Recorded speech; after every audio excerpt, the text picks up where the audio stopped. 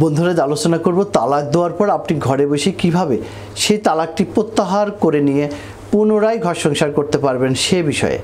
আপনি রাগের মাথায় কিংবা বিশেষ পরিস্থিতির কারণে তালাক দিয়েছেন, তালাকের নোটিশ তালাক গ্রহীতাকে রীতিরকম পাঠিয়ে দিয়েছেন, সংশ্লিষ্ট চেয়ারম্যানও তালাকের নোটিশ প্রাপ্ত হয়েছেন, এরই মধ্যে আপনাদের মাঝে ভুল বোঝাবুঝির অবসান হয়েছে। এখন আপনি তালাক প্রত্যাহার করে নিতে চান। হ্যাঁ, আপনি ঘরে বসেই সেই তালাকটি প্রত্যাহার করে নিতে পারবেন, আবার নতুন করে সংসার করতে পারবেন।